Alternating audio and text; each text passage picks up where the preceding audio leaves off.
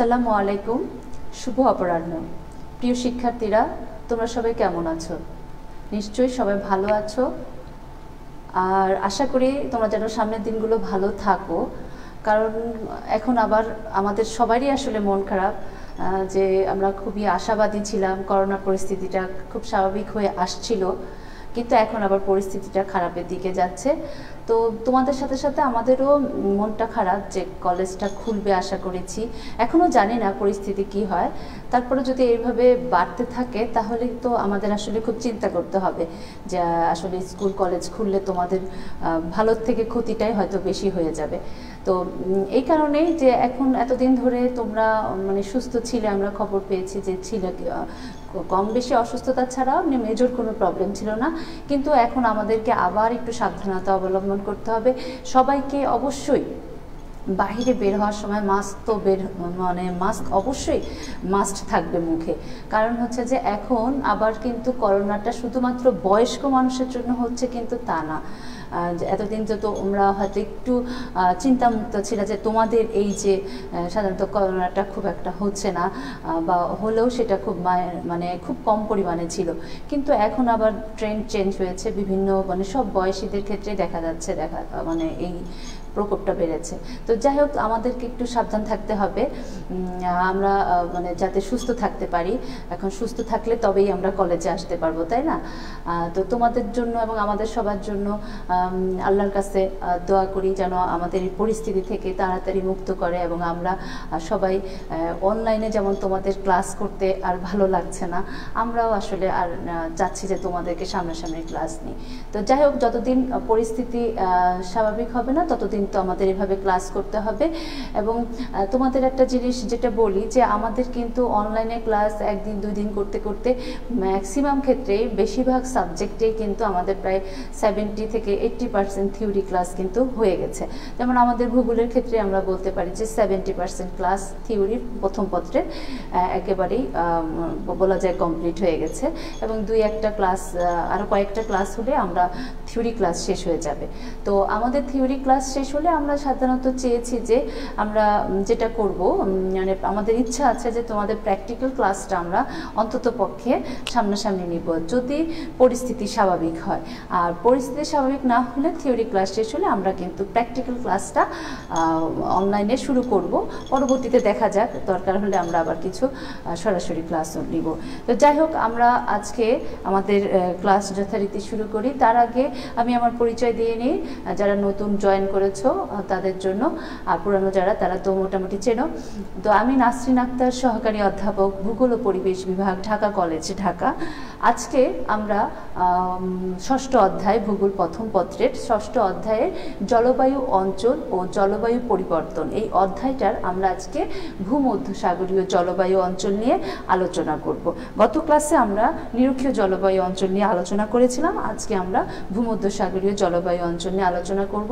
তোমরা জানো যে আমাদের এই সিলেবাসে, তোমাদের যে সিলেবাস, সেই সিলেবাসে 3টা জলবায়ু অঞ্চল আলাদাভাবে ডিটেলস পড়তে হবে, এবং 3টাই ইম্পর্টেন্ট। কোনটা থেকে কোশ্চেন আসে বা আসবে বা কেমন কোশ্চেন আসবে সেই প্যাটার্নগুলো নিয়েও আমরা ক্লাস করব। আমরা আগে সিলেবাসের ক্লাসগুলো মোটামুটি থিওরি ক্লাসগুলো শেষ করে নিই, এরপরে আমরা আবারও প্রশ্ন নিয়ে আলাদাভাবে প্রত্যেকটা অধ্যায় থেকে কোশ্চেন কী ধরনের হতে পারে এগুলো নিয়েও আমরা আলোচনা করব। তো আজকে আমরা ভূমধ্যসাগরীয় জলবায়ু অঞ্চলের বিভিন্ন বৈশিষ্ট্য, গত ক্লাসে আমরা যেভাবে পড়েছিলাম যে একটা জলবায়ু অঞ্চলের অবস্থান, তারপরে তার বিভিন্ন রকম বৈশিষ্ট্য, সেটা হচ্ছে তাপমাত্রা বা জলবায়ুগত উপাদানগুলোর যে বৈশিষ্ট্য, এইভাবে আমরা কিন্তু এইখানেও এই অঞ্চলগুলোতেও আলোচনা করব। তার আগে গত ক্লাসে আমরা যারা উপস্থিত ছিলাম, আমি একটু বলে নিই যে তোমরা এই কয়জন যারা স্ক্রিনে আছো এরাই মোটামুটি ক্লাস করছো, কিন্তু আমার বাকি যারা আরও স্টুডেন্ট তোমরা আছো প্রায় 80 জন, তারা কিন্তু সবাই ক্লাস করছো না। আমি জানি না যে কেন তোমরা করছো না, হয়তো বা কি তোমাদের নেটের প্রবলেম কিনা, কিংবা তোমাদের ইন্টারনেট অ্যাক্সেস আছে কিনা আমি জানি না, তবে তোমাদের সাথে আমি যোগাযোগ করবো বাকি যারা করেছো ক্লাস করতে পারছো না কেন সেটা জানবো। আর আমি তোমাদেরকে এর আগে বলেছিলাম যে যে তোমরা যারা রেগুলার, আমার যেদিন থেকে আমি কাউন্ট শুরু করেছি যে তোমরা সবাই যারা ক্লাস করো তাদেরকে আমি একটা পুরস্কৃত করব। এবং হ্যাঁ, যারা স্ক্রিনে আছো তারা মানে সবাই মোটামুটি তোমরা প্রায় 28-29 জন বা 30 জন রেগুলার ক্লাস করো। তোমাদের জন্য আমি পুরস্কার কিনে রেখেছি এবং আমি চেয়েছিলাম যে তোমাদেরকে হাতে হাতে সামনাসামনি দিব। যদি কলেজ খোলা থাকে তাহলে অবশ্যই সামনাসামনি তোমাদেরকে পুরস্কারটা দিব, আর না হলে তোমাদেরকে কুরিয়ারে পাঠিয়ে দিব। তো আমরা গত ক্লাসে যারা উপস্থিত ছিলাম তারা হচ্ছে রোল 8, 13, 24, 25, 28, 30, 32, 34, 36, 39, 42, 43, 44, 45, 58, 62, 66, 69, 76, 79, 80, 86, 94, 95, 97, 103, 106, 120 এবং 123। আমরা এই কয়েকজন ক্লাস করেছি, তাই না?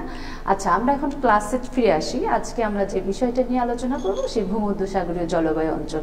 আমরা গত ক্লাসে পড়েছি নিরক্ষীয় জলবায়ু অঞ্চল। নিরক্ষীয় জলবায়ু অঞ্চলটা মনে আছে? আমরা একটু রিপিট করি। যদি তোমরা অনেকেই সেদিন রেসপন্স করেছো, ভালোই করেছো, এবং আমার ধারণা যে যারা রেগুলার ক্লাস করছো তারা কিন্তু অনেক ভালো জানো। কারণ আমি তোমাদের যখন কোশ্চেন করি তোমরা কিন্তু ম্যাক্সিমামকে সবাই আর কি দেখছি রাইট আনসারগুলো করছো, এবং এরা কিন্তু সবাই রেগুলার ক্লাস করছো বলেই অনলাইনে কষ্ট করে বসে করছো। এটা মানে বেনিফিটেড কিন্তু তোমরাই হচ্ছো, এই যে সাথে সাথে জানতেছো, পারতেছো, এটা কিন্তু একটা বিশাল ব্যাপার। তো যাই হোক, আমরা নিরক্ষীয় জলবায়ু অঞ্চলটা পড়েছিলাম যে নিরক্ষরেখার আশেপাশে 5 থেকে 10 ডিগ্রি যে জায়গাটা উত্তর এবং দক্ষিণ গোলার্ধে, সেই জায়গাটা হচ্ছে নিরক্ষীয় জলবায়ু অঞ্চল, তাই না? আজকে আমরা ভূমধ্যসাগরীয় জলবায়ু অঞ্চলটার বিস্তার দেখব। তোমরা কিন্তু চিত্রে দেখতে পাচ্ছ যে ভূমধ্যসাগরীয় জলবায়ু, এই যে এই চিত্রটা, এখানে হচ্ছে কালো যে অংশগুলো, সেই অংশগুলো দিয়ে মানে ম্যাপে বোঝানো হচ্ছে যে এগুলো হচ্ছে ভূমধ্যসাগরীয় জলবায়ু অঞ্চল। পুরো মানচিত্রটা তোমাদেরকে আগে একটু বলে রাখি, তোমরা ওয়ার্ল্ড ম্যাপটা পাশে প্র্যাকটিস নিশ্চয়ই করছো। এখন প্রথমে কথা হলো যে এই যে জলবায়ু অঞ্চলটা যখন আমরা পড়বো, প্রথম পত্রের ক্ষেত্রে জলবায়ু অঞ্চল অথবা ভূমিকম্প প্রবণ অঞ্চল, আগ্নেয়গিরি প্রবণ অঞ্চল, এইগুলো পড়ার সময় কিন্তু আমাদের ওয়ার্ল্ড ম্যাপটা মানে পরীক্ষার খাতায় তোমরা অবশ্যই আঁকাবা। অবশ্যই আমি আমার ঢাকা কলেজের ছাত্রদেরকে কাছ থেকে এটাই এক্সপেক্ট করি, কারণ তোমরা তো মানে সেরা স্টুডেন্ট, এবং এইভাবে যদি তোমরা এই যেই সব জায়গায় প্রাসঙ্গিক চিত্রগুলো দরকার এগুলো যদি তোমরা দাও তাহলে রেজাল্টও খুব ভালো হয়। আর একে তো লেখাটার মানটাও ভালো হবে, আর জিওগ্রাফির স্টুডেন্ট হয়ে যদি ওয়ার্ল্ড ম্যাপ বা বাংলাদেশের মানচিত্র বা প্রয়োজনীয় চিত্রগুলো যদি না আঁকাও তাহলে আসলে সাবজেক্টের সাথে ঠিক যায় না। এই কারণে এটা বাসায় তোমরা প্র্যাকটিস করতে থাকো চিত্রগুলো। প্রথমে সবচেয়ে সহজ যে ওয়ার্ল্ড ম্যাপের সবচেয়ে সহজ যে মহাদেশটা সেটা হচ্ছে দক্ষিণ আমেরিকা। তোমরা প্রথমে একটা একটা করে মহাদেশ আলাদা আলাদা করে প্র্যাকটিস করতে থাকো। প্রথমে খারাপ হবে, অনেকে আছে যারা আর্টসের থেকে আসছো তারা তো 9-10-এ পড়ে আসছো, এসএসসি লেভেলে খুব ভালো করে পারো, কিন্তু যারা সায়েন্স থেকে আসছো তাদের ক্ষেত্রে একটু প্রবলেম হয় মানচিত্র আঁকানোর ক্ষেত্রে। তোমাদের ওইটা প্রথম দিকে কিছুটা হবে। আবার অনেকের ভিতরে কাজ করে যে আমাকে একদম বইয়ের মতো করে হতে হবে।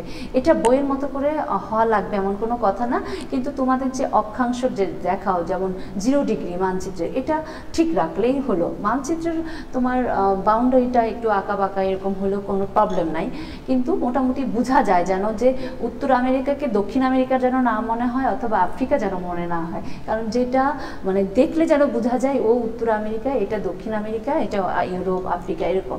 তো এই জন্য প্রথমেই তোমরা মানচিত্র আঁকার ক্ষেত্রে দক্ষিণ আমেরিকাটা আগে আঁকাবা, অস্ট্রেলিয়া আঁকাবা, আফ্রিকা আঁকাবা, তারপরে হচ্ছে উত্তর আমেরিকা, এবং সবার শেষে ইউরোপ আর এশিয়াটা শুরু করবা। কারণ ইউরোপ আর এশিয়ার এই জায়গাটায় বিশেষ করে এই যে ভূমধ্যসাগরের আরও দিকে যাক তোমাদের এই অংশটা মধ্যপ্রাচ্য থেকে এই জায়গাটা তোমাদের একটু প্রবলেম হয়, কিন্তু বারবার প্র্যাকটিস করবা, কয়েকবার করবা, করার পরে একবার দেখে কয়েকবার দেখে করবা। প্রথমে তো তোমরা স্কেচ করে নিলা বা ছাপ দিয়ে করলা, যেভাবে করো, কিন্তু কয়েকবার প্র্যাকটিস করার পরে না দেখে 2-1বার করবা। না দেখে করার পরে দেখবা যে কোথায় কোথায় ভুল হচ্ছে। সেই জায়গাগুলো যখন পুরোটা আঁকা হয়ে যাবে না দেখে, তখন বই থেকে মিলাবা যে কোন জায়গাটা ভুল হচ্ছে। সেটা তুমি নিজেই নিজের পরীক্ষক হবা, ওই জায়গাগুলো মুছে আবার কোন জায়গাটা একটু বেশি প্রবলেম হচ্ছে এভাবে ঠিক করবা। দেখবা এটা কয়েকবার প্র্যাকটিস করতেই হয়ে যাবে। এটা দেখা যায় যে আমরা আমরা টিভি দেখার সময়, খেলার সময় বা মানে খেলতে খেলতে মানচিত্র আঁকানোটা আমাদের প্র্যাকটিস হয়ে যাবে। আর এটার জন্য একদম কাগজে কলমে অনেকে আছে, অনেক ক্ষেত্রে দেখা যায় যে ছোটোবেলায় যেটা তোমরা মানচিত্র আঁকানো শিখেছিলে, যে একটা মানচিত্র তোমরা প্রথমে ছাপ দিয়ে আঁকানোর পরে সেটাকে ঘর করে করে তারপরে কোন ঘরে কোনটা কোন দিক দিয়ে দাগ গিয়েছে এভাবে অনেকে আঁকায়। কিন্তু আমি এই প্রসেসটা বেশি সাপোর্ট করি না, কারণ হচ্ছে অনেক সময় লেগে যায় এবং এটা আসলে শিখতে কতটুকু পারা যায় এটা আমার কাছে সন্দেহ লাগে। তার চাইতে ফ্রি হ্যান্ডে আঁকলে তোমরা অনেক ভালো করবে। তো যাই হোক, এটা আমাদের করতে হবে। এর জন্য আমি এই যে ভূমধ্যসাগরীয় জলবায়ু অঞ্চল, দেখবা যে তোমরা যদি মনে করো যে আমি শুধু জলবায়ু অঞ্চলের ব্যাখ্যা বর্ণনা সব কিছু অনেক ডিটেলস করে এবং সুন্দর করে লিখে দিচ্ছি, তারপরেও কিন্তু সব লেখা হলেও যদি চিত্র না থাকে তাহলে কিন্তু ফুল মার্কস পাওয়া যায় না, পুরোপুরি মার্কস পাওয়া যায় না। আমি তোমাদেরকে আগেই বলেছি জিওগ্রাফিতে কিন্তু প্রচুর মার্কস উঠে এবং মানে অনেকটা ম্যাথের মতোই নাম্বার চলে আসে। এখানে ভুল হলে বা মানে নাম্বারটা পুরো কাটা যাবে, আর একেবারে যে নাম্বারটা হাতে রেখে দেওয়া হয় তাও কিন্তু না। তো এই জন্য চিত্র না থাকলে তুমি ফুল আনসার মানে পুরো আনসার করলেও নাম্বারটা ভালো পাবা না। তো আমরা তাহলে এই চিত্রটা বাসায় প্র্যাকটিস করব। ওয়ার্ল্ড ম্যাপ প্রথমত এখন ওয়ার্ল্ড ম্যাপের কাজ শিখতেছি, মানে বেশিরভাগ ক্লাসই আমরা ওয়ার্ল্ড ম্যাপ দেখিয়েছি, তাই না? তো এটা আমরা আগে শেখাবো, তারপরে বাংলাদেশের জলবায়ু পড়বো, তখন বাংলাদেশও শিখবো। আচ্ছা, তাহলে আমরা এখন প্রথমেই চলে আসি ভূমধ্যসাগরীয় জলবায়ু অঞ্চল, এটার অক্ষাংশীয় অবস্থানটা কত এটা আমরা আগে জানি। আমাদেরকে এটা সবগুলো জলবায়ুকে আলাদাভাবে আইডেন্টিফাই করতে গেলে অবশ্যই অক্ষাংশীয় অবস্থানটা আমাদেরকে বলতে হবে। সেটা হচ্ছে যে সাধারণত মহাদেশগুলোর পশ্চিম অংশ, কোথায় বলেছি? মহাদেশগুলোর পশ্চিম দিকে। মানচিত্রে দেখো মহাদেশগুলোর ঠিক পশ্চিম দিকে কিন্তু এই ভূমধ্যসাগরীয় অঞ্চলগুলোকে কালো যে রংটা সেগুলো কিন্তু মহাদেশগুলোর পশ্চিম দিকে। তাহলে মহাদেশগুলোর পশ্চিমাংশে 30 থেকে 45 ডিগ্রি, 30 থেকে 45 ডিগ্রি সেটা উত্তর গোলার্ধ হবে এবং দক্ষিণ গোলার্ধ, দুই গোলার্ধের মধ্যে মানে এই অক্ষাংশের মধ্যে এক ধরনের জলবায়ু আছে যেটা দেখতে মানে অন্য জলবায়ু থেকে আলাদা, বা তার জলবায়ুর যে বৈশিষ্ট্যগুলো সেগুলো অন্যান্য অঞ্চলের জলবায়ু থেকে আলাদা এবং একই রকম, যার কারণে সেটাকে বলা হচ্ছে ভূমধ্যসাগরীয় জলবায়ু। এটার অক্ষাংশীয় অবস্থান আমরা আবার যদি বলি সেটা হচ্ছে 30 থেকে 45 ডিগ্রি উত্তর এবং দক্ষিণ গোলার্ধের মহাদেশগুলোর পশ্চিমাংশে যে ধরনের জলবায়ু দেখা যায় সেটাকে বলা হচ্ছে ভূমধ্যসাগরীয় জলবায়ু। এখন মহাদেশগুলোর চারিপাশে তো মানে সবগুলো মহাদেশের পশ্চিম দিকে জলবায়ু আছে, কিন্তু এটার নামকরণ কেন ভূমধ্যসাগরীয় জলবায়ু হলো? এর নামকরণের পেছনে একটা কারণ হচ্ছে যে সাধারণত তোমরা যদি মানচিত্র লক্ষ্য করো দেখবা যে একটা জায়গায় মানে এই যে অংশটা কালো অংশটা বেশি, তাই না? আর এই মাঝখানে যে সাদা জায়গাটা এটা হচ্ছে ভূমধ্যসাগর। আর ভূমধ্যসাগরের আশেপাশে এই আশেপাশে অংশটাতে এই জলবায়ুটার প্রভাবটা বেশি, অর্থাৎ এই আশেপাশে যে দেশগুলো আছে সেই দেশগুলোতে জলবায়ু বেশি দেখা যায় বলে এই ভূমধ্যসাগরের নাম অনুসারে এখানে নামকরণ করা হয়েছে ভূমধ্যসাগরীয় জলবায়ু।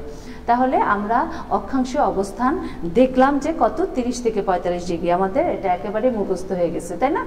আচ্ছা, এখন আমরা এই যে 30 থেকে 45 ডিগ্রি উত্তর এবং দক্ষিণের মহাদেশগুলোর পশ্চিমে কোন দেশগুলো আছে আমরা যদি একটু দেখি, তাহলে ভূমধ্যসাগরের যে দেশগুলো আছে এর মধ্যে যে দেশগুলো সেগুলো হচ্ছে পর্তুগাল, স্পেন ও ফ্রান্সের দক্ষিণাংশ, তারপরে ইতালির পূর্ব পশ্চিম এবং দক্ষিণাংশ, বসনিয়া হার্জেগোভিনা এবং সার্বিয়ার পশ্চিমাংশ, আলবেনিয়া, তারপর হচ্ছে গ্রিসের পূর্ব পশ্চিম এবং দক্ষিণাংশ, তুরস্কের পশ্চিমাংশ, ভূমধ্যসাগরের মধ্যবর্তী দ্বীপগুলো এবং ইসরায়েল, সিরিয়ার পশ্চিমাংশ, লিবিয়া, তিউনিসিয়া, আলজেরিয়া এবং মরক্কোর উত্তরাংশে।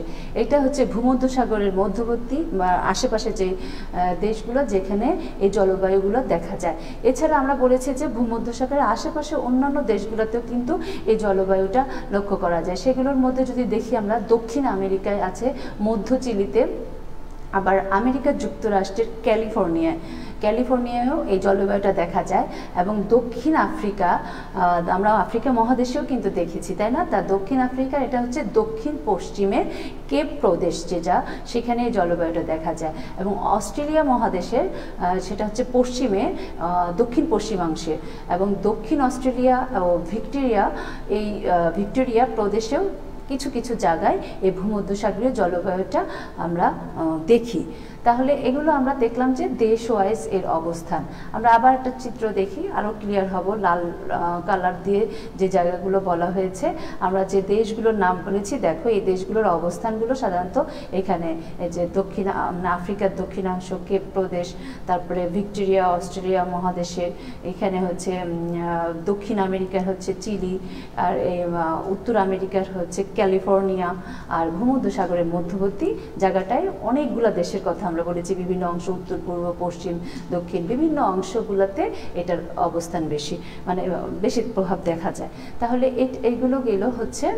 আরেকটা চিত্র দেখো, এখানে একটা চিত্র এটাতে দেখানো হয়েছে যে এই জায়গায়, এই অংশগুলাতে, ভূমধ্যসাগরীয় বিভিন্ন জায়গাগুলাতে, জলবায়ু অঞ্চলগুলাতে কি পরিমাণে মানে বৃষ্টিপাত হয়, কত % বৃষ্টিপাত হয়, এবং এখানের কি পরিমাণে গাছপালা রয়েছে, এই জিনিসগুলা এখানে দেখানো হয়েছে। এটা আর কি তোমাদেরকে বোঝানোর জন্য, কিন্তু এটা চিত্র দিতে হবে এমন কোনো কথা নাই, বা না দিলেও কিছু হবে না। আচ্ছা, এখন আমরা এই ভূমধ্যসাগরীয় জলবায়ু অঞ্চলটা অন্য জলবায়ু অঞ্চল থেকে তার মানে পার্থক্য কী, তার বৈশিষ্ট্যগুলো কি কি, যেটা অন্য জলবায়ুতে নাই, যার কারণে এটাকে ভূমধ্যসাগরীয় জলবায়ু বলা হয়েছে। সাধারণত মানে একটা মেজর যে পার্থক্য বা মেজর যে বৈশিষ্ট্য অন্য জলবায়ুর তুলনায়, সেটা হচ্ছে অন্য জলবায়ু কোনগুলো, নিরক্ষীয় জলবায়ু এবং আমরা ক্রান্তীয় মৌসুমী জলবায়ু। আমরা যেহেতু 3টা পড়বো, তাই না, এই 2টা জলবায়ুর সাথে ভূমধ্যসাগরীয় জলবায়ুর আলাদা পার্থক্য হচ্ছে শীত গ্রীষ্ম এবং দিন রাতের তাপমাত্রার মধ্যে অনেক পার্থক্য রয়েছে। মেঘমুক্ত পরিষ্কার আকাশ থাকে এবং মানে ওয়েদারটা থাকে একেবারে সানি ওয়েদার। আর হচ্ছে প্রধান আরেকটা বৈশিষ্ট্য, সেটা হচ্ছে যে আমাদের দেশে যেমন যেই ঋতুটা মানে যে বৈশিষ্ট্য থাকে তার ঠিক অপোজিট, সেটা হচ্ছে শীতকালে বৃষ্টি হয় আর গ্রীষ্মকালে বৃষ্টিপাত হয় না, অর্থাৎ শুষ্ক থাকে। এটা হচ্ছে ভূমধ্যসাগরীয় জলবায়ুর একটা অন্যতম বৈশিষ্ট্য। এখন আমরা দেখব যে কীভাবে, কেন বৃষ্টিবহুল শীতকাল আর বৃষ্টিহীন গ্রীষ্মকাল, সেটা আমরা ওই যে বায়ু প্রবাহ, বায়ুর চাপগুলো পড়েছি, সেটা আর মানে আমরা এখনও পড়বো, ওইটা থেকে বুঝতে পারবো যে কেন এখানে বৃষ্টিপাতটা গ্রীষ্মকালে হয় না। তো আমরা সাধারণত বৈশিষ্ট্যগুলো দেখি, যেটা হচ্ছে বায়ুর তাপমাত্রা, আর্দ্রতা, বৃষ্টিপাত, বায়ুপ্রবাহ, এগুলো দ্বারাই সাধারণত একটা জলবায়ু থেকে আরেকটা জলবায়ুর বৈশিষ্ট্য বা পার্থক্য নিরূপণ করা হয়। আমরা এর জন্য এখন এইগুলোর মানে একটা করে দেখব যে কী কী হয়ে থাকে। তো প্রথমে আসি যে বায়ুর তাপমাত্রা ভূমধ্যসাগরীয় অঞ্চলে কেমন হয়ে থাকে। নর্মালি গ্রীষ্মকালে ভূমধ্যসাগরীয় অঞ্চলের তাপমাত্রা, এভারেজ যে তাপমাত্রা, সেটা থাকে গ্রীষ্মকালে 21 ডিগ্রি থেকে সাধারণত 27 ডিগ্রি সেলসিয়াসের মধ্যে। আর হচ্ছে শীতকালের তাপমাত্রা এভারেজ যেটা থাকে শীতকালে, সেটা হচ্ছে 4 ডিগ্রি সেলসিয়াস থেকে সাধারণত 10 ডিগ্রি সেলসিয়াসের মধ্যে থাকে। আর শীত এবং গ্রীষ্ম এই দুইটা ঋতুর মধ্যে তাপের পার্থক্য এভারেজ যেটা ধরা হয়, গড়ে তোমার যেহেতু ধরা হচ্ছে সেখানে 2-3 মানে 0.2-3% এদিক ওদিক হেরফের হতেই পারে, এভারেজ বলা হয়েছে যে এর গড় পার্থক্য প্রায় হচ্ছে 1.1 ডিগ্রি সেলসিয়াস হয়ে থাকে নর্মালি।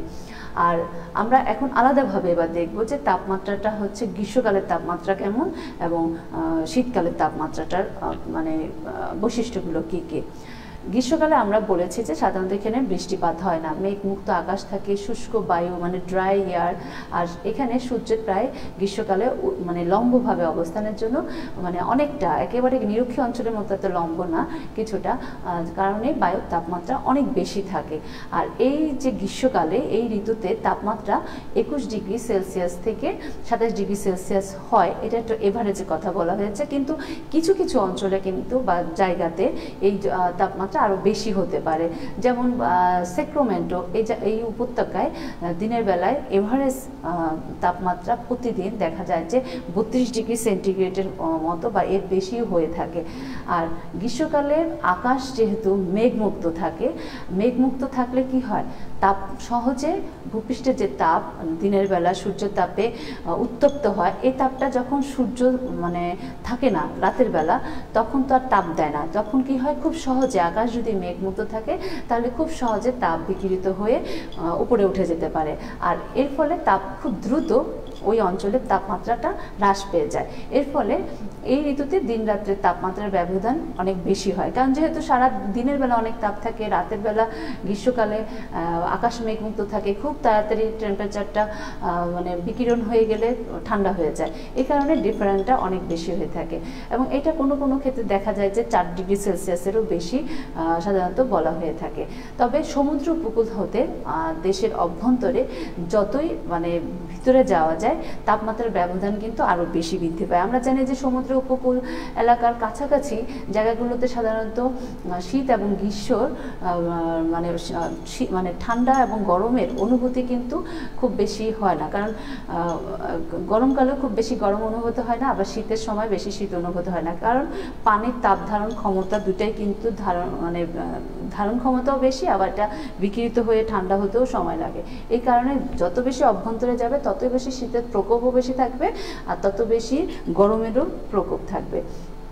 এই জন্য বলা হয়েছে যে মেগাডট মানে ভূমধ্যসাগরীয় ওইখানে 7 ডিগ্রি সেলসিয়াস পর্যন্ত থাকে, আবার হচ্ছে মরক্কোতে 1 ডিগ্রি সেলসিয়াস থাকে, সান ফ্রান্সিসকোতে 10 ডিগ্রি সেলসিয়াস পর্যন্ত, আর আগে আমরা বলছি যে স্যাক্রামেন্টোতে আরও বেশি 32 ডিগ্রি সেলসিয়াসের মতো টেম্পারেচার উঠে। আর অভ্যন্তরে গ্রীষ্মকালে যেটা হয় যে তাপমাত্রা দক্ষিণ অপেক্ষা উত্তর দিকে কিন্তু কম থাকে, আর গ্রীষ্মকালে তাপমাত্রা অনেক বেশি হলেও কিছু কিছু উপকূল স্থান আছে সেখানে মানে অনেক বেশি গরম থাকলেও তাপমাত্রা আমাদের দেশের মতো যে একটা ভ্যাপসা গরম এটা হয় না, কারণ ওই যে আগেই বলেছি যে যেহেতু তাপ বিকিরিত হয়ে গ্রীষ্মকাল আকাশ মেঘমুক্ত থাকে, তাপ বিকিরিত হয়ে যায়, যার কারণে এখানে ভ্যাপসা গরমটা অনুভূত হয় না। আবার কিছু সময় আছে যেমন শীতকালে মানে শীতকালে না কিছু শীতল সমুদ্র স্রোত আছে, যেহেতু এটার অবস্থান তোমরা যদি দেখেছো যে 30 ডিগ্রি থেকে 45 ডিগ্রি অক্ষাংশে, ওখানে দেখা যাচ্ছে যে শীতল সমুদ্র স্রোতও আসে। এই শীতল সমুদ্র স্রোত যখন যেই অঞ্চল বা যেই উপকূলের উপর দিয়ে প্রবাহিত হয় বা স্রোতটা বাহিত হয়, সেই অঞ্চলগুলো বা সেই সব জায়গাগুলোতে গ্রীষ্মকালে তাপমাত্রা কিন্তু অত বেশি হতে পারে না, কারণ শীতল সমুদ্র স্রোতের কারণে কিন্তু তাপমাত্রাটা অনেক সময় কমে যায়। এবং এই কারণে দেখা যাচ্ছে ক্যালিফোর্নিয়া এবং চিলি এই উপকূলের তাপমাত্রা নর্মালি 20 থেকে 21 ডিগ্রি সেলসিয়াস পর্যন্ত থাকে, এর বেশি টেম্পারেচার বাড়তে পারে না, কারণ শীতল সমুদ্র স্রোত প্রবাহিত হওয়ার কারণে। আর শীতকালের টেম্পারেচারটা কি? শীতকালের টেম্পারেচারটা যদি আমরা দেখি, সাধারণত মৃদু ভাবাপন্ন শীতকাল আর রৌদ্রকরোজ্জ্বল আবহাওয়া শীতকালের অন্যতম বৈশিষ্ট্য। শীতকালের এভারেজ টেম্পারেচার আমরা আগে দেখেছি যে 4 ডিগ্রি সেলসিয়াস থেকে নর্মালি 10 ডিগ্রি সেলসিয়াসের মধ্যে হয়ে থাকে, আর উপকূল অঞ্চলে তাপমাত্রাটা কিছুটা বেশি, আমি আগে বলেছি কেন কিছুটা বেশি হবে, আর যত ভিতরের দিকে যাবে তাপমাত্রাটা তত হবে, শীতের সময় কম হবে। আর শীতকালে সাধারণত কোনো কোনো ক্ষেত্রে দেখা যায় যে কিছু কিছু জায়গায় আকস্মিকভাবে তুহিনপাত হয়, আবার এই তুহিনপাতটার একটা হচ্ছে যে খুব বেশি হয় না, দেখা যায় রাতে তুহিনপাত হয়েছে, মানে যে বরফের যেটা হয় তুষারপাত, সেটা আবার সকালবেলা বা পরের দিন দেখা যাচ্ছে যে সেই মানে তুষারপাতের কারণে যে টেম্পারেচারটা ফল করলো, অনেক সময় দেখা যায় যে হিমাঙ্কের নিচে অর্থাৎ - ডিগ্রি সেলসিয়াসের নিচে চলে যায়, কিন্তু পরের দিন দেখা যায় যে আবার টেম্পারেচারটা মানে বেড়ে গেল। এটা ওই শীতের রাতের কারণে হচ্ছে। তাই কোনো কোনো সময় অল্প কিছুক্ষণের জন্য হলেও পরবর্তীতে সেটা দীর্ঘ সময়ের কারণে হিমাঙ্কের নিচে থাকে না। এটা আমি তোমাদের একটা চিত্র, যেটা হচ্ছে যে আমরা বায়ু প্রবাহ পড়েছিলাম, মনে আছে যে নিয়ত বায়ু প্রবাহ, পশ্চিমা বায়ু, অয়ন বায়ু, হ্যাঁ মেরুদেশীয় বায়ু, এই চিত্রটা কিন্তু দেখা যাচ্ছে যে পশ্চিমা বায়ুটা সাধারণত কোথায়, অয়ন বায়ু, পশ্চিমা বায়ু, এগুলোই কিন্তু এই অঞ্চলের উপর দিয়ে প্রবাহিত হয়। এই জন্য চিত্রটা একবার দেখালাম। এখন আমরা এই অঞ্চলের যে বায়ু প্রবাহ সেটা আমরা দেখলে আমাদের ওই পুরানো বায়ু প্রবাহের কথাটা মনে পড়ে যাবে। তো এই অঞ্চলের বায়ুচাপ এবং বায়ুপ্রবাহ যদি আমরা দেখি, নর্মালি এখানে উত্তর গোলার্ধে, এখানে যেহেতু দুইটা গোলার্ধেরই 30 থেকে 45 ডিগ্রি অক্ষাংশে, কিন্তু আমাদের উত্তর গোলার্ধে এবং দক্ষিণ গোলার্ধে কিছু পার্থক্য কিভাবে হয় এটা আমরা একটু দেখি। যে সেটা হচ্ছে যে উত্তর গোলার্ধে যখন গ্রীষ্মকালে সূর্যর উত্তরায়ণের ফলে মানে উত্তরায়ণ হলে তখন সূর্য কি করে, কর্কট ক্রান্তির নিকটবর্তী হয়। কর্কট ক্রান্তি হচ্ছে কি উত্তর গোলার্ধে 23.5 ডিগ্রি অক্ষরেখাকে কি বলে, কর্কট ক্রান্তি বলে, তাই না? আর মকর ক্রান্তি কোনটাকে বলে বলো তোমরা যারা ইয়াতে আছো, প্রেজেন্ট মানে ক্লাসে আছো, টেক্সট করো তোমরা, মানে মকর ক্রান্তির রেখার মান কত, মানে কত ডিগ্রি অক্ষাংশে মকর ক্রান্তি এবং কোন গোলার্ধের, এটা তোমরা টেক্সট করো। হ্যাঁ, আমি দেখবো তোমরা টেক্সট করো, যারা রেগুলার করো তারা তারা করো, আবার নতুন যারা আছে তারাও ক্লাসে একটু অ্যাটেন্ড করো। আচ্ছা, তাহলে উত্তর গোলার্ধে কি হয়, গ্রীষ্মকালে সূর্য উত্তরায়ণের ফলে সূর্য কি হবে, কর্কট ক্রান্তির রেখার নিকটে তখন আসে, এবং তখন হয় কি বায়ু, যে পৃথিবীর যে বায়ু চাপ বলয়গুলো সেগুলো তখন উত্তর দিকে সরে যায়, এবং চাপ বলয়গুলোর সাথে সাথে কিন্তু বায়ু বলয়গুলো উত্তর দিকে সরে অবস্থান করে। ফলে এই সময় উত্তর গোলার্ধে যে ভূমধ্যসাগরীয় জলবায়ু অঞ্চল রয়েছে সেই দেশগুলোর উপর দিয়ে তখন কি হয়, উত্তর পূর্ব অয়ন বায়ু প্রবাহিত হয়। আর এই বায়ুটা কি করে, স্থলভাগের উপর দিয়ে আসে, যার কারণে স্থলভাগের উপর দিয়ে আসলে কি হবে, জলীয় বাষ্পের পরিমাণ কম থাকবে বা জলীয় বাষ্প থাকে না বললেও চলে, যার কারণে গ্রীষ্মকালে উত্তর গোলার্ধে কি হয়, যে বৃষ্টি হয় না। আর এই সময় যেটা দক্ষিণ গোলার্ধে সেটা হলো শীতকাল থাকে, তখন বলয়গুলো মানে কিছু দূর উত্তরে সরে যাওয়ার কারণে সেখানকার যে ভূমধ্যসাগরীয় অঞ্চলগুলো সেগুলোর উপর দিয়ে কী হয়, পশ্চিমা বায়ু প্রবাহিত হয়। আর এই বায়ু, পশ্চিমা বায়ুটা কোন দিক থেকে আসে, সমুদ্রের উপর থেকে আসে, সমুদ্রের উপর দিয়ে আসে বলে এতে প্রচুর পরিমাণে জলীয় বাষ্প থাকে। জলীয় বাষ্প থাকলে কি হবে, বৃষ্টি হবে, যার কারণে শীতকালে সূর্যের দক্ষিণায়ন যখন হয়, সূর্য তখন আবার কি করে, মানে এখানে দুইটা জিনিস, একবার উত্তর গোলার্ধে সূর্যের উত্তরায়ণ হবে, আবার দক্ষিণ গোলার্ধে সূর্যের দক্ষিণায়ন হবে, অর্থাৎ দক্ষিণায়ন মানে হেলে যাবে, ওইদিকে একটু মানে বেঁকে যাবে, যার কারণে কিন্তু চাপ বলয়গুলো এই উত্তরায়ণ এবং দক্ষিণায়নের কারণে কিন্তু চাপ বলয়গুলো এদিক ওদিক কিছুটা সরে যায়, এবং সরে যাওয়ার কারণে কিন্তু বায়ুর চাপ বলয়গুলো সরে যাচ্ছে, চাপ বলয়গুলো সরে যাওয়ার বায়ু প্রবাহের এটাও কিন্তু চেঞ্জ হয়ে যাচ্ছে। এই কারণে এইখানে শীতকালে বৃষ্টিপাত এবং গ্রীষ্মকালে বৃষ্টিপাত হয় না। আর তাই বলা হচ্ছে যে শীতকালে যখন সূর্যের দক্ষিণায়ন হয় তখন কিন্তু সূর্য কী করবে, মকর ক্রান্তি রেখার উপরে বা তার কাছাকাছি অবস্থান করে। এর ফলে কি হচ্ছে, পৃথিবীর যে মেজর চাপ বলয়গুলো সেগুলো কিন্তু দক্ষিণ দিকে সরে যাচ্ছে, এবং এর ফলে উত্তর গোলার্ধের যে ভূমধ্যসাগরীয় দেশগুলো সেগুলোর উপর দিয়ে পশ্চিমা বায়ু তখন প্রবাহিত হচ্ছে। এই বায়ু সমুদ্র থেকে আসে বলে তখন প্রচুর পরিমাণে জলীয় বাষ্প বহন করে নিয়ে আসে, এবং ওই বৃষ্টিপাতটা তখন শীতকালে হয়ে থাকে। আর দক্ষিণ গোলার্ধে তখন ভূমধ্যসাগরীয় অঞ্চলের যে দক্ষিণ গোলার্ধের অংশটা সেখানে শুষ্ক অয়ন বায়ু প্রবাহিত হয় বলে সেখানে অয়ন বায়ুর সাথে কোনো জলীয় বাষ্প থাকে না, যার কারণে দক্ষিণ গোলার্ধে সেই গ্রীষ্মের সময় সেখানে বৃষ্টিপাত হয় না। এ কারণে ভূমধ্যসাগরীয় অঞ্চলের যে দেশগুলা সেগুলো শীতকাল হচ্ছে আর্দ্র পশ্চিমা বায়ু এবং গ্রীষ্মকালে হচ্ছে শুষ্ক অয়ন বায়ু প্রবাহিত হয়। এটা তাহলে আমাদের দেখো এই জায়গায় যে বায়ু প্রবাহ, এটা তোমাদের মানে বোঝার জন্য, বুঝতে হলে যেটা করতে হবে যে বায়ু প্রবাহটা অবশ্যই মাথায় থাকতে হবে, তাই না? না হলে কিন্তু তোমরা এই যে এই অংশটায় তোমরা পেঁচিয়ে ফেলবা, কেন শীতকালে বৃষ্টিপাতটা হচ্ছে আর কেন হচ্ছে না, আবার উত্তর গোলার্ধের উত্তরায়ণ এবং দক্ষিণায়ন এই ব্যাপারগুলো কিন্তু ক্লিয়ার থাকতে হবে। এগুলো আমি প্রত্যেকবারই পড়ার সময় বলেছি, তারপরেও তোমাদের আবারও বারবার তো রিপিট করাই হচ্ছে, এরপরও কিন্তু নিজের পড়তে হবে, নিজের না পড়লে মাথায় কিছুই থাকবে না। তো এটা গেল হচ্ছে বায়ুচাপ, বায়ু প্রবাহ মানে ভূমধ্যসাগরীয় জলবায়ু অঞ্চলের বৈশিষ্ট্যের ক্ষেত্রে। এখন দেখি এখানে বৃষ্টিপাতটা কেমন হয়, মানে এই অঞ্চলের বৃষ্টিপাত কেমন হয়। আমরা তো নিরক্ষীয় জলবায়ু অঞ্চলে দেখেছি প্রচুর বৃষ্টিপাত হয়, তাই না? কারণ হচ্ছে ওখানে কি, আমি কিন্তু প্রত্যেকটা ক্লাসে দেখবা যে রিপিট করি, পিছনের কথাগুলো একটু টেনে আনি যাতে তোমাদের একেবারে মুখস্থ না, মানে একেবারে মাথায় ঢুকে যায়। তো আমরা নিরক্ষীয় জলবায়ু অঞ্চলে বলেছিলাম না প্রচুর বৃষ্টিপাত হয়, তার কারণ কি বলেছিলাম? হ্যাঁ, তোমরা মানে জানো, কারণটা হচ্ছে যে ওইখানে জলভাগের পরিমাণ বেশি, যার সেই সাথে কি হচ্ছে, সূর্য এখানে লম্বভাবে কিরণ দিচ্ছে। সূর্য যখন লম্বভাবে কিরণ দিচ্ছে, পানি বাষ্পীভূত হচ্ছে, যেহেতু জলভাগ বেশি, বাষ্পীভবনের হার বেশি, জলীয় বাষ্পের পরিমাণ বেশি, যার কারণে ডেইলি ওখানে প্রচুর বৃষ্টিপাত হচ্ছে। আর এখানে আমরা যদি এখন দেখি যে ভূমধ্যসাগরীয় অঞ্চলের বৃষ্টিপাত, এখানে হচ্ছে শীতকালটা বৃষ্টি হচ্ছে আর গ্রীষ্মকালে সাধারণত বৃষ্টি হচ্ছে না, যার কারণে এখানে বৃষ্টিপাতের পরিমাণও কম। আর এখানে স্থলভাগ আছে প্রচুর পরিমাণে, যার কারণে এখানে জলীয় বাষ্প বা বাষ্পীভবনের হার কম, বাষ্পীভবনের হার কম হলে জলীয় বাষ্পের পরিমাণও কিছুটা কম থাকবে। এই অঞ্চলে বার্ষিক যে এভারেজ বৃষ্টিপাত রেকর্ড করা হয় সেটা করা হয় প্রায় 25 থেকে 75 সেন্টিমিটার পর্যন্ত। অর্থাৎ এখানে বৃষ্টিপাতটা মোটামুটি খুব বেশি না, যেহেতু শীতকালে হয়। আর বৃষ্টিপাত শীতকালে হয় যদিও, কিন্তু এখানে আকাশ কিন্তু কখনো মেঘলা থাকে না, একেবারে মেঘাচ্ছন্ন হয়ে থাকে না। হঠাৎ মানে বৃষ্টিটা যখন হয় হঠাৎ করে হয়, আবার বৃষ্টি শেষে ওয়েদারটা একেবারে ঝকঝকে মানে সানি ডে হয়ে যায়, যার কারণে এখানকার বায়ু আর্দ্র বা স্যাঁতসেঁতে থাকে না। অধিকাংশ ক্ষেত্রে যে বৃষ্টিপাতটা হয় সেটা আমরা ঘূর্ণিবাত পড়েছিলাম, ওই ঘূর্ণিবাতের থেকে সাধারণত বৃষ্টিপাত হয় এবং অল্প কয়েকদিন মানে দিনের মধ্যে মানে বেশিরভাগ বৃষ্টিপাত হয়, সারা বছর ব্যাপী এখানে বৃষ্টিপাতের হয় না। আর বর্ষণের যে দিনগুলো সেগুলো সাধারণত অনেক দিন শুষ্ক থাকে।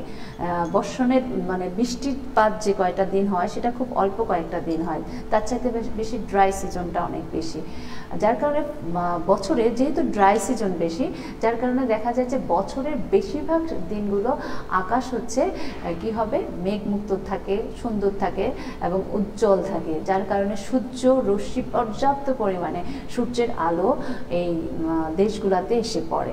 আর সূর্যের আলো মানে বা রৌদ্রকর উজ্জ্বল ঋতু, যেমন আমাদের শীতকালে যখন আকাশ মেঘমুক্ত থাকে এবং যে রোদটা পড়ে, ঠিক ওরকম ভূমধ্যসাগরীয় অঞ্চলের জলবায়ুটা সাধারণত ওরকম থাকে। তাহলে ওই ওয়েদারটা তোমরা যদি চিন্তা করে দেখো যে ওয়েদারটা কতটা হেলদি একটা ওয়েদার, তাই না? ভূমধ্যসাগরীয় অঞ্চলের জলবায়ু মানে যে জলবায়ুটা সেটা অনেক স্বাস্থ্যকর। আচ্ছা, আর সাধারণত পশ্চিম উপকূল থেকে নর্মালি ভূমধ্যসাগরীয় অঞ্চলে যেটা হয় যে পশ্চিম উপকূল থেকে যতই মহাদেশগুলোর পূর্ব দিকে ভিতরে যতই প্রবেশ করা যায় ততই কিন্তু বৃষ্টিপাতের পরিমাণ কমতে থাকে। কারণ আমরা তো জানি যে এই মহাদেশ মানে এই জলবায়ু অঞ্চলগুলো মহাদেশসমূহের পশ্চিম দিকে অবস্থিত, সুতরাং পশ্চিমে যে মহাসাগরগুলো আছে সেগুলোর থেকে জলীয় বাষ্প এসে বা বিভিন্ন পশ্চিমা বায়ু এবং অয়ন বায়ুর কারণে বৃষ্টিপাতটা হেরফের হচ্ছে। এই জন্য দেখা যাচ্ছে আটলান্টিক মহাসাগরের যে উপকূলে অবস্থিত লিসবন, যেখানে বৃষ্টিপাতের পরিমাণ প্রায় 75 সেন্টিমিটার, কিন্তু দেখা যাচ্ছে উপকূলের যে পর্বতের যে ঢাল, সেই ঢালের কারণে এখানে আমরা জানি যে পর্বত থাকলে সেখানে কি হয় শৈলক্ষেপ বৃষ্টিপাত হয়, যার কারণে শৈলক্ষেপ বৃষ্টিপাতের কারণে সেখানে দেখা যাচ্ছে যে আরও বেশি পরিমাণে বৃষ্টিপাত হয়, প্রায় সেটা 125 সেন্টিমিটার বা তারও বেশি হয়ে থাকে। আর এই জলবায়ু মানে পার্বত্য অঞ্চলগুলোতে অনেক বেশি পরিমাণে তুষারপাত হয়, যেমন ক্যালিফোর্নিয়ার সিয়েরা নেভাদা উচ্চভূমি, যেটা তার পশ্চিম ঢালে বছরে প্রায় দেখা যাচ্ছে যে 1000 সেন্টিমিটারের অনেক বেশি পরিমাণ, এর চাইতেও বেশি পরিমাণে তুষারপাত হয়ে থাকে। আর এখানের হিউমিডিটিটা কেমন? হিউমিডিটি হচ্ছে মানে আর্দ্রতা।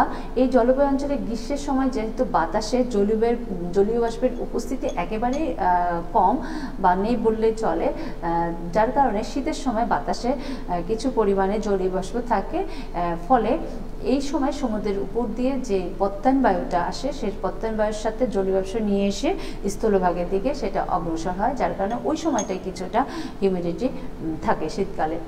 আমরা এতক্ষণ ধরে ভূমধ্যসাগরীয় জলবায়ু অঞ্চলের বৃষ্টিপাত, তাপমাত্রা, আর্দ্রতা, বায়ুপ্রবাহ এগুলো সম্পর্কে, এই ধরনের বৈশিষ্ট্যগুলো, জলবায়ুর যে উপাদানগুলো বা আবহাওয়ার যে উপাদানগুলো, এগুলোর বৈশিষ্ট্য সম্পর্কে জেনেছি।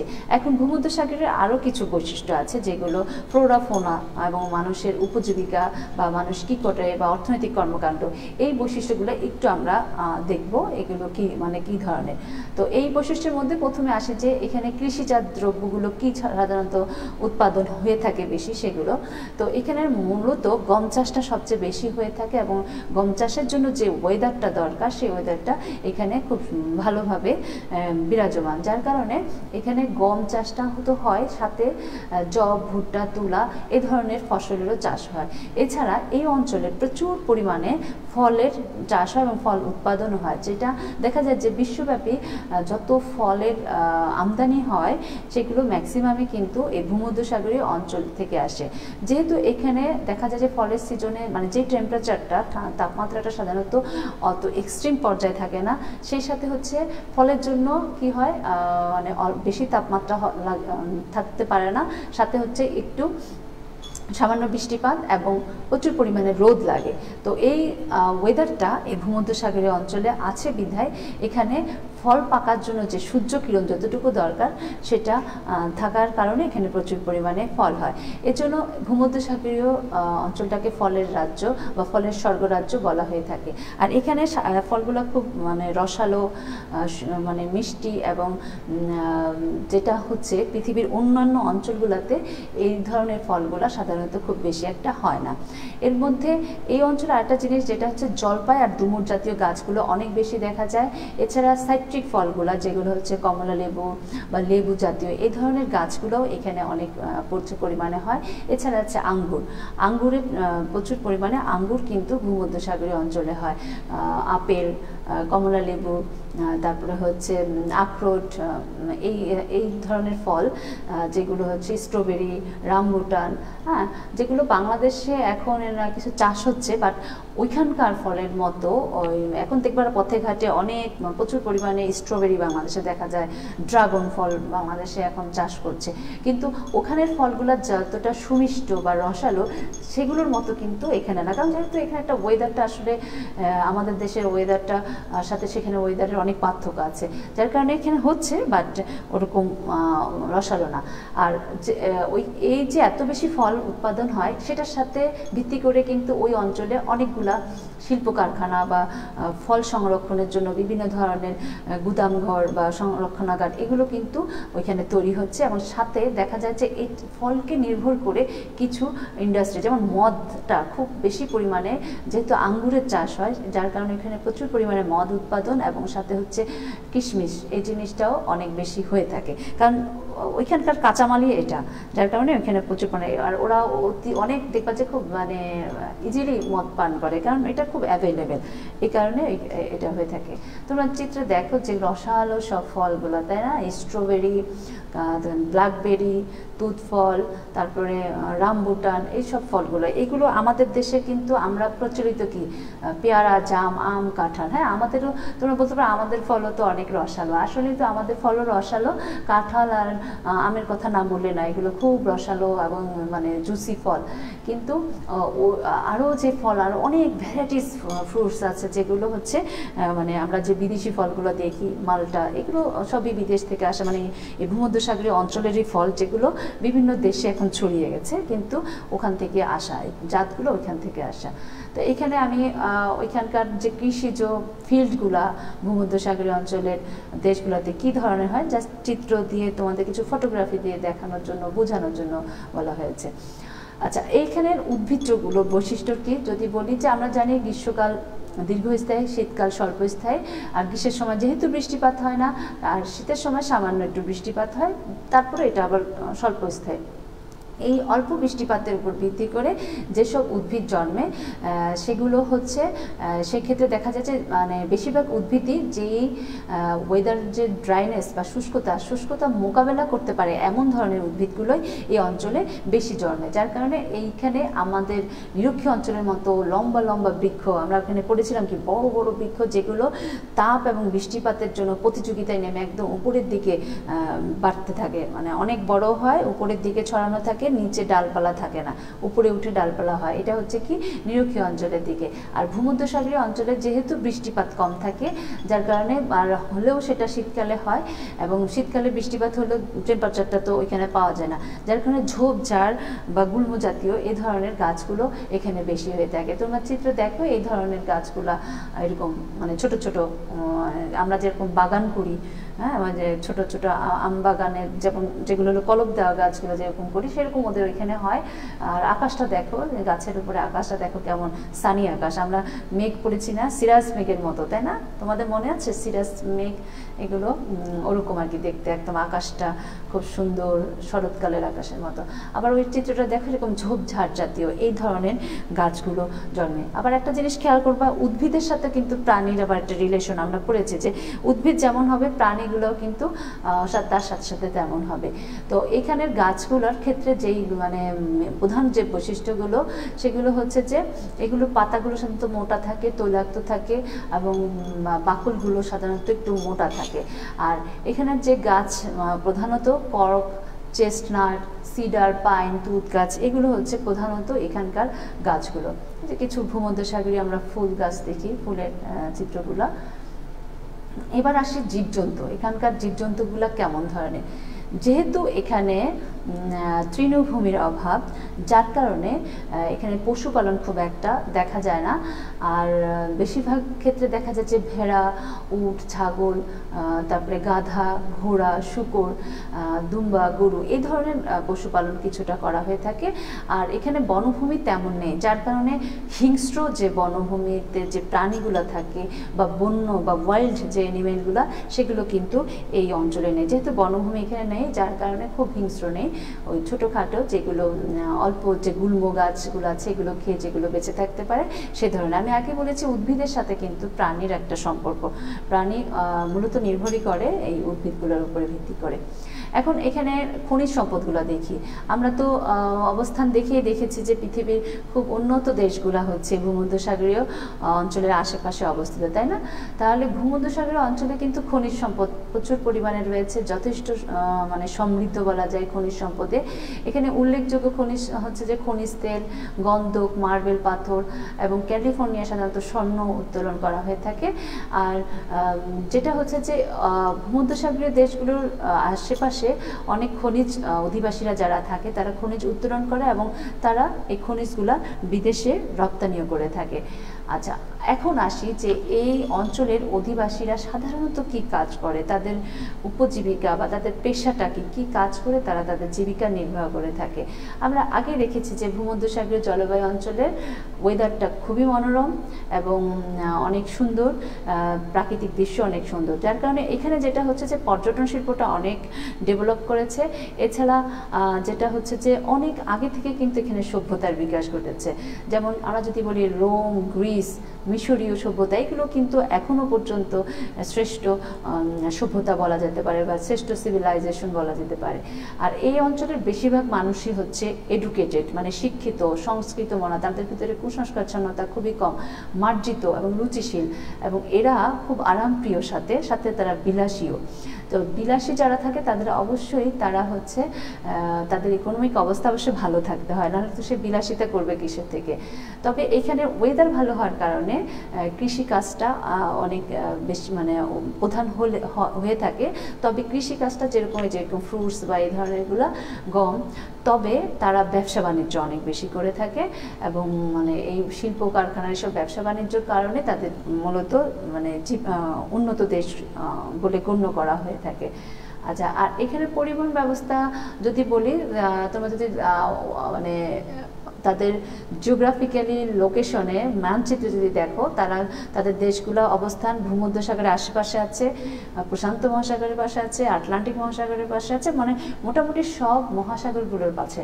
তাহলে নদীপথে মানে জলপথে, নদীপথ বলবো না, জলপথে তারা তো খুবই স্ট্রং একটা অবস্থান। তাদের যত ধরনের ব্যবসা বাণিজ্য তারা জলপথে করতে পারে। সেই সাথে দেশগুলোর ভিতরে যে সড়ক পথটা সেটাও অনেক উন্নত মানের এবং তাদের বাউন্ডারি সিস্টেম মানে তাদের সীমান্ত সিস্টেমটাও অনেক ভালো। এবং দেখা যায় যে তারা বেশিরভাগ দেশেই দেখা যায় যে একই মুদ্রা, একই মানে খুব সহজে তারা একটা দেশের সাথে ঢুকতে পারছে, ব্যবসা বাণিজ্য করতে পারছে। আর এটা সড়ক পথ শুধু না, তাদের বিমান পথেও, তাদের একটা দেশ অনেক ছোট বাট অনেকগুলো বিমানবন্দর আছে এবং তারা বিমান পথেও অনেক উন্নত। তো এই দেশগুলো তো এইভাবে যাচ্ছে। আবার ভূমধ্যসাগরের থেকে সুয়েজ খালের মাধ্যমে কিন্তু আবার মধ্যপ্রাচ্যের দেশগুলোর সাথে মানে সাথে সাথে হচ্ছে এশিয়ান কান্ট্রিগুলোর সাথেও কিন্তু এই যোগাযোগ ব্যবস্থাটা অনেক ডেভেলপ করতে পারছে। তো এই কারণে এই অঞ্চলটা যেহেতু একটা দেশ যদি পরিবহন ব্যবস্থা ডেভেলপ থাকে, সেই দেশগুলো কখনোই পিছিয়ে থাকে না। তো এগুলো তো একেই তো ভূমধ্যসাগরীয় দেশটা উন্নত বা মানে ডেভেলপড কান্ট্রি বলা যায়, তার উপরে পরিবহন ব্যবস্থা তাদের অনেক বেশি উন্নত।